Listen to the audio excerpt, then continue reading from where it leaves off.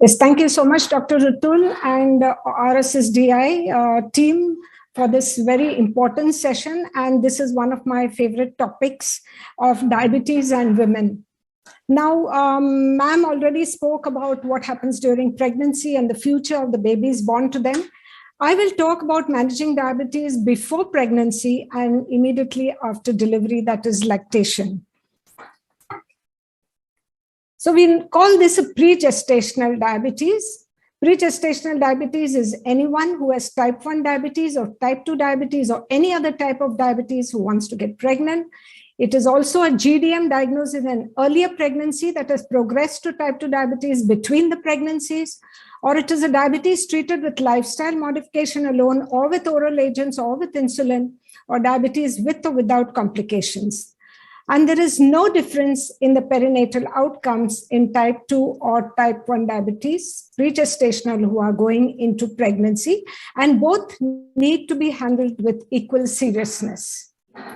You've just heard what happens in pregnancy, progressively increasing insulin resistance, and there is also a diabetogenic stress of the placental hormones, which actually gives rise to total dysglycemia and worsening of sugars, giving rise to worsening of complications and maternal and fetal consequences, and also nocturnal hypoglycemia, ketoacidosis, and increased risk of childhood obesity and diabetes in the offspring.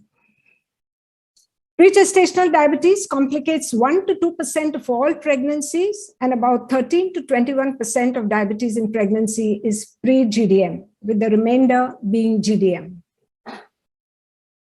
Pre-GDM is gradually on the rise. And why is this so? On one hand, there is a delay in the childbearing age of all women, especially in women of type 2 diabetes. So they deliver somewhere in the late 20s or early 30s or even late 30s. So the childbearing age is going up. On the other hand, we are seeing younger and younger women with diabetes. And so diabetes age is going down. In addition, there is obesity and physical inactivity which perpetuates. And then we have the full picture of a kind of a sick population who is getting pregnant. And therefore, there is a need to understand the risk associated with diabetes and pregnancy and see which is the ideal candidate for pregnancy, and also understand the management strategies to improve outcomes. So any woman of reproductive age who is not actively using reliable contraception may become pregnant, in inverted commas. So it means that anywhere between menarche to menopause, women can get pregnant, either first pregnancy or the second pregnancy, which means anywhere between the age of 15 to 51. And it was seen in this study, James et al., which was a prospective study of 66 women, that only 26% of diabetic pregnancies were planned, which means 75% almost are unplanned, and therefore addressing pregnancy planning in women with diabetes has to be looked into. When you do that, the periconception glycemic control, as we know, is the single most influential factor in embryonic development. And the higher the HbA1c, the more is the risk of congenital malformations in the fetus. And if you look at this graph, you'll see there in that square on the left-hand side, anywhere between 5.5 to 6.5 is the ideal HbA1c that a woman needs to keep in the planning stage of pregnancy if they need to get pregnant, to decrease the risk, because an HbA1c less than 8% will give rise to a 5% increased risk, and a HbA1c more than 10% will give rise to a 25% increased risk of congenital abnormalities like sacral agenesis and congenital heart disease and neural tube defects. Also, there is a perinatal mortality, which is increased twofold, and also an increased risk of sudden unexplained intrauterine fetal death. The complications are not only on the fetal side, but you get on both. On the maternal, you see there's hypoglycemia is common, infections, ketoacidosis. There's a deterioration in retinopathy, increased proteinuria and edema, abortions and miscarriages and preeclampsia, and increased rate of cesarean section. These women, compared to women with GDM, have an increased insulin requirement.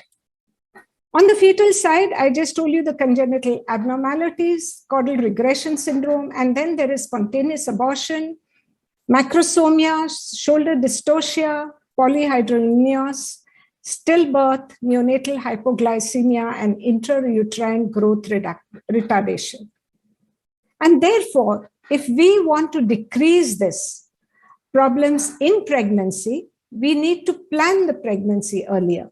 And therefore, it is important that all women who desire to become pregnant, who are diabetic, have to be informed and cared for and advice given to them in the preconception period. And this can happen anywhere from adolescence at every time they visit the consultant. The initial discussion, of course, will be on the role of diet and exercise, which I'm sure they should do and they are doing, but more emphasis on diet and how to take care of, how to manage their sugars in pre-pregnancy will help them how to do it in their pregnant state. I want to emphasize on the body weight. As the younger and younger population is getting obese, and you just heard about the alarming rise of PCOS and obesity, the obese women who are getting pregnant have more of a problem with all this inflammation and all the consequences that Mala ma'am just spoke about in her lecture. We need to review the medications because all these women have to be taken on insulin for their glycemic control. Metformin can be used as an adjunct to insulin, but the rest of the medication should be discontinued if pregnancy is to be planned. Need to explain to them the risks of hypoglycemia and hypoglycemia unawareness, especially that happens in pregnancy, and nausea and vomiting that can affect their blood glucose control. Discuss with them the increased risk of having large for gestational age babies, risk of neonatal hypoglycemia. And what I want to stress most is that monitoring is the mainstay of discussion where you have to spend a lot of time, because it is monitoring that will help them to normalize their blood sugars and keep them on target. Discussing contraception is an essential component of diabetes education for women starting from adolescence. Choice of the contraception should be based on their own preferences, the comfort of the doctor, the comfort of the patient, and their risk factors. But contraception has to be done till target levels are reached. At the same time, we also must tell them when to stop. Oral contraception, combination category 2, we have to evaluate for their comorbidities for this, but progesterone contraception is also category 2. There's limited evidence suggests that they have little effect on short and long-term diabetes control or the lipid markers. We also need to screen them for all their comorbidities, and especially diabetic retinopathy. A dilated eye examination has to be done before pregnancy and, of course, every trimester during pregnancy, because retinopathy can worsen. And not only that, the abrupt increase in blood pressure that occurs with maternal expulsive forces during delivery may also cause acute retinal hemorrhages in mothers with pre-proliferative retinopathy. And therefore, we have to take the assistance of an eye care surgeon who will look after these people who already have retinopathy in the pre-pregnant state. Every woman, diabetic woman who plans to get pregnant must be screened for microalbuminuria and a complete renal screening to prevent the increased risk of developing hypertensive complications like preeclampsia that develop in 50% of the women with nephropathy. 25 to 30% of these pregnancies are delivered preterm. There's also an increased risk of fetal distress and intrauterine growth retardation in 20% of pregnancies. And therefore, these patients have to be monitored monitored if they already have a decreasing GFR or a microalbuminuria before pregnancy. Autonomic neuropathy involving the GI system may be difficult to determine, as nausea, vomiting, and constipation are common symptoms of normal pregnancy. But gastroparesis can be associated with increasing hyperemesis, with irregular absorption of nutrients and inadequate nutrition, and also causing a very erratic blood glucose control. It is also associated with increased risk of severe hypoglycemia, and therefore we need to screen and inform and ask the patient to be aware of that. In women with diabetes and chronic hypertension, aggressive control of hypertension should be initiated preconceptionally.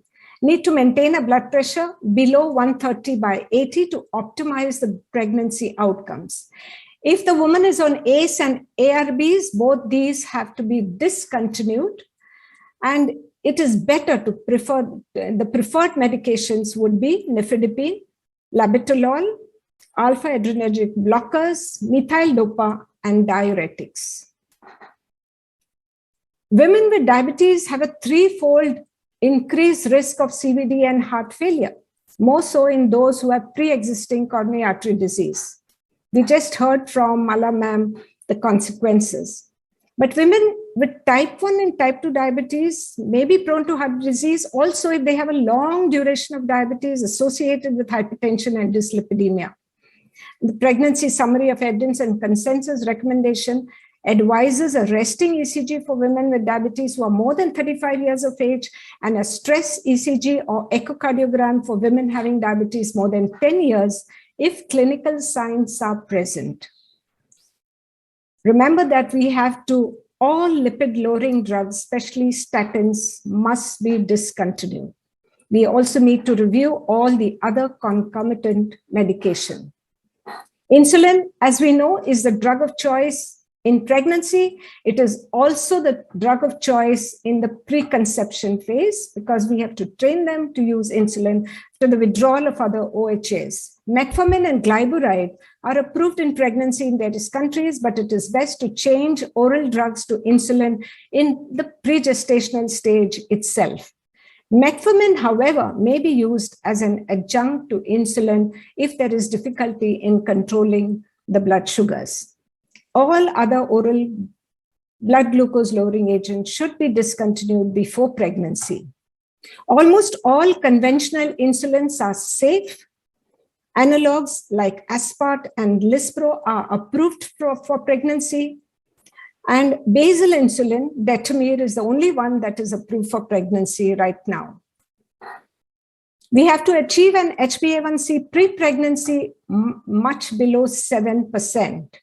But during pregnancy, the target is fasting of 95, 1 hour postprandial is less than 140, and 2 hour postprandial is less than 120, with an HbA1c of less than 6. So the best HbA1c in the planning stage or the pregestational stage would be between 6.5 and 7.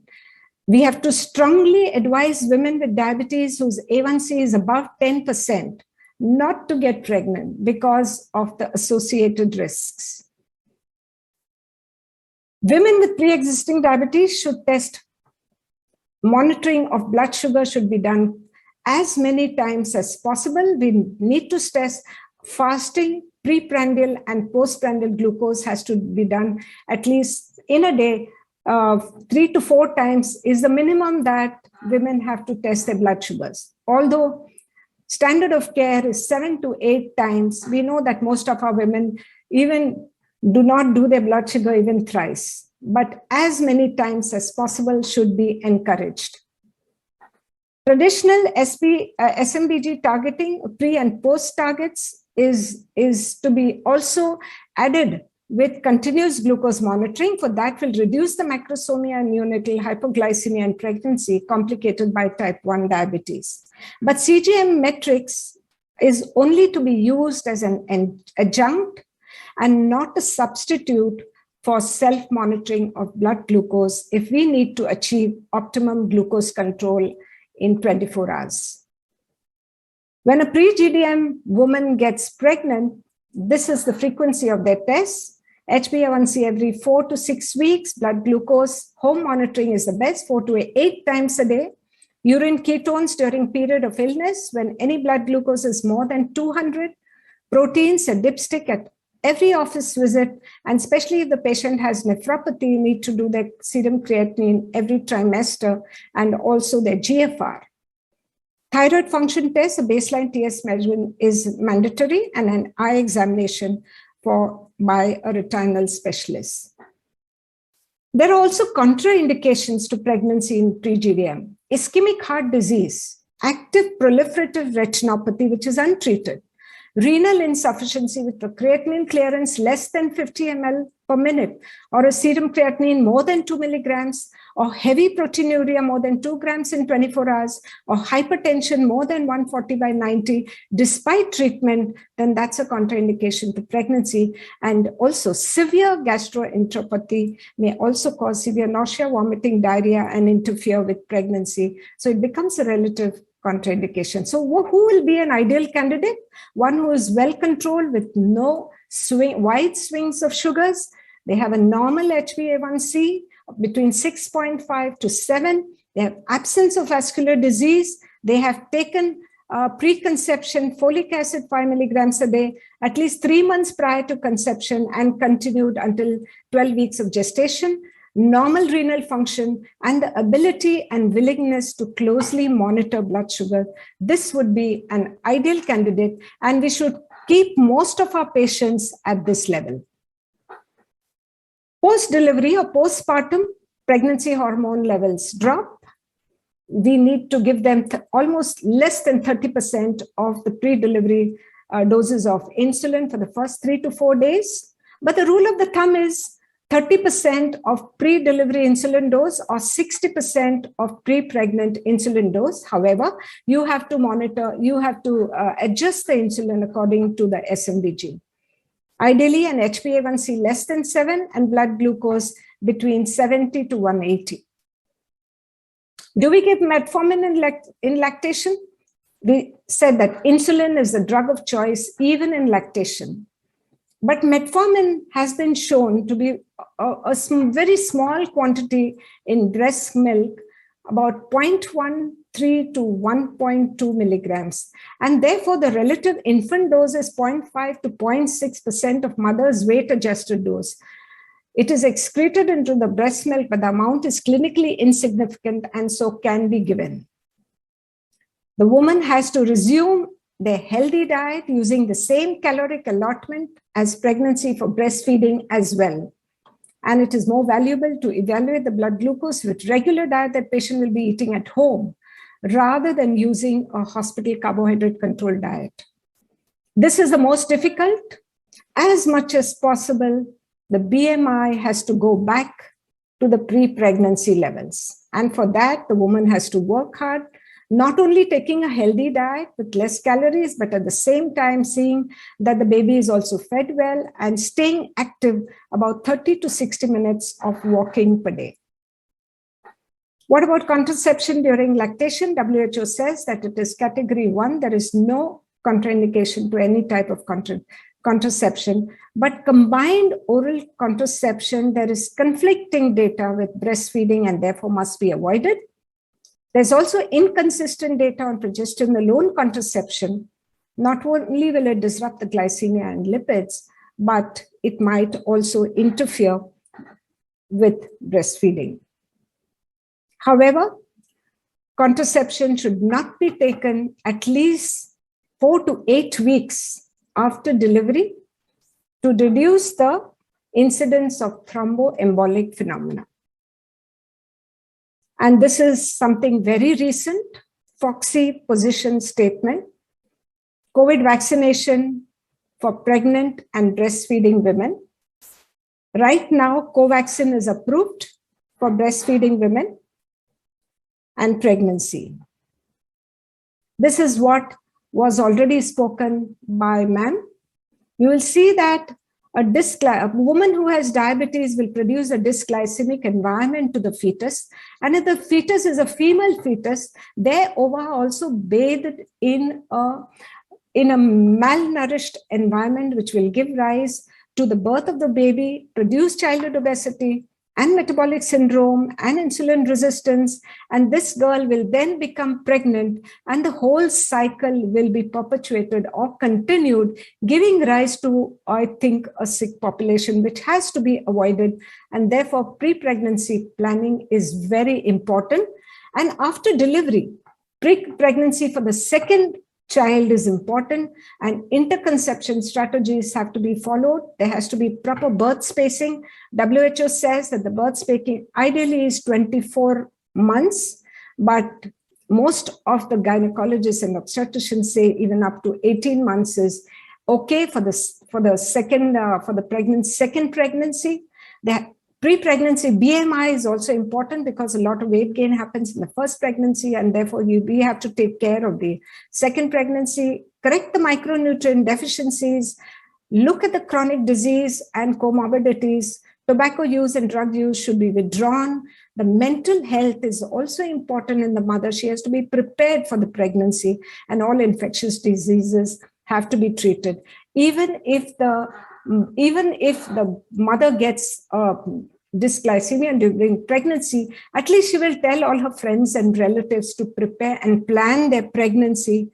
And so the word will be spread to generally women in the population to have a pre-gestational planning and a proper advice before pregnancy. One.